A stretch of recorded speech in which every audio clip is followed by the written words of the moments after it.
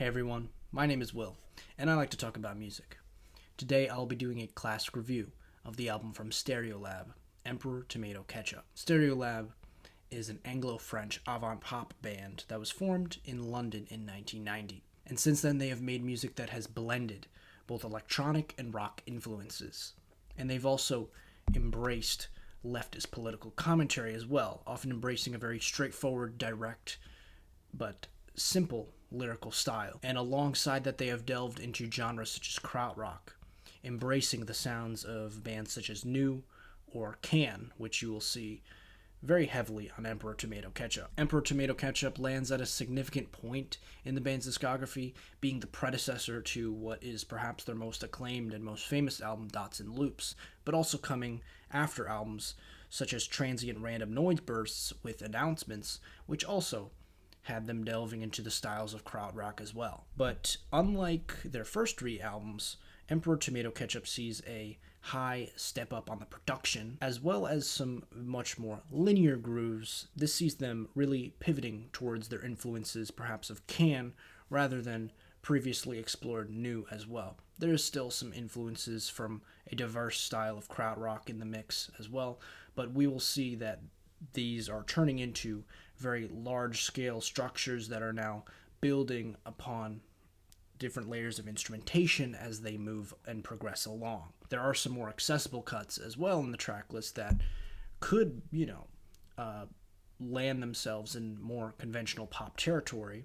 But as far as the general scope of this project goes, it may be the project that has their most meditative and hypnotic textures so far. As referenced earlier, their lyrics remain political on this record, as they had experimented with previously, but they also tend to be a little bit more cryptic and behind the surface than they usually are.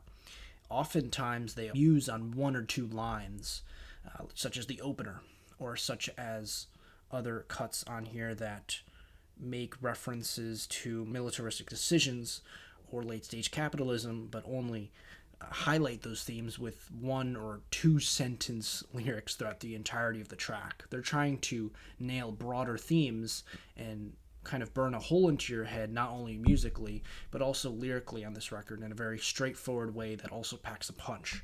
For example, the track Les Yper-Sound vaguely references the absurdity and lack of rationality in militaristic decisions and imperialism with the lines, "You go in that team, I go on this team, divide everything, a flag or a number, make them opposite, so there's a reason." Showing all of the ways that leaders of countries will go through these ways to profit off of war.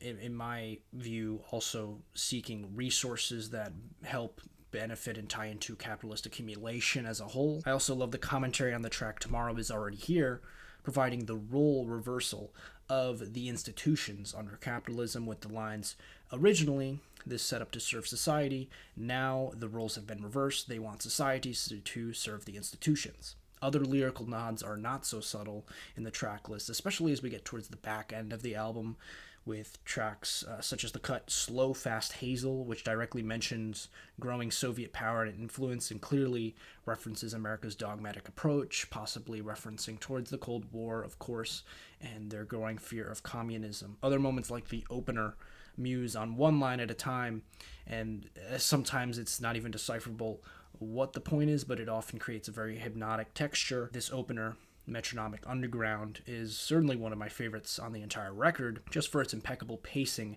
and the way that it builds in intensity. Think about the very linear grooves I was talking about before that serve as a backbone of a lot of these tracks, and this opener is no exception. Its vast and dynamic instrumental changes are also great, and my favorites of their inclusions instrumentally have to be the mallet instruments that they include, which include vibraphone as well as marimba on a track as well, which is fantastic. You have these beautiful string harmonies that soar throughout the second track on the record, Cybele's Reverie, which has become a clear favorite for many people, and I completely understand why. I think the biggest selling point of that track for me has to be the refrain, which continuously builds and builds. It's a beautiful refrain on its own, but when that chorus is stacked up with the additional instrumentation in the background as well as those vocals which layer on top of each other, it just creates a very gratifying and hypnotic experience. There's also just, throughout the entirety of the album, a beautiful sense of detail to the way that the vocals are being layered, and of course the way that instruments are being layered on top of each other within the production as well. I also find myself revolving towards some of the more electronically infused instrumentals on the record, such as All 26 or The Closer, Anonymous Collective. The Closer in particular, not only instrumentally but also lyrically, gives you a strong sense of control. Once again, not only because of the electronic elements implemented on the track, but also the lines such as "You and me are molded by things," clearly referencing the continuous and effective use of propaganda. When comparing it to other political themes in the record as well, it makes total sense that they may sum up a lot of these themes with a topic such as this on the back end of the album. The title track offers an instrumental that is perhaps one of the most directly punky and straightforward, for lack of a better comparison. The very linear and vertical guitar punches on this instrumental are great. I find myself revolving towards tracks like this rather than some of the more accessible cuts that I was referencing earlier, such as The Noise of Carpet, which does happen to be one of the stronger favorites for some people, but I may have a hot take on this one, as it maybe lands in the bottom tier in terms of it just having one of the more monotonous and repetitive vocal melodies in the album, and some of the more rudimental guitar riffs on the record as well. It's not bad by any means, and it's still pretty good, and shows that even the lowest moments on this album are still pretty great. Before closing out, it's also necessary to give a shout out to the track Percolator for its insane and dizzying rhythm sections and bass lines. I also love how the saxophone lines up with the bass line towards the end of the track, and also gotta love those very dissonant vibraphone intervals that also are stacked and layered over it as well. One of the most groovy and spiraling and dizzying instrumentals on the entire album, almost sounding like it could fit into an espionage film pretty well. But overall, wow. I mean, just what an astonishing record from Stereolab. I actually listened to Dots and Loops, their follow-up to this record, after this one, and while that record set an incredibly high bar, this one also did not disappoint by any means. Maybe there are a couple relative low points in the track list as a whole, and I think that some progressions could have gone even heavier or even wilder in terms of fleshing out some of their more intense peaks. But overall, it's just a fantastic track list with, once again, an incredible blend of diverse influences that may sound like they're taking a lot of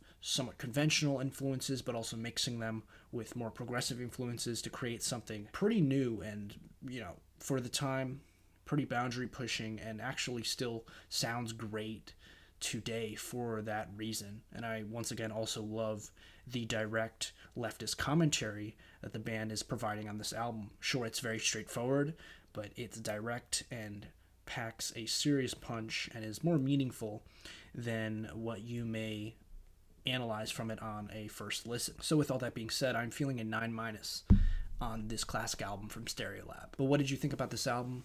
Have you heard it yourself? Let me know in the comments below. I'd love to discuss the album with you, and let me know what other projects you'd like me to do.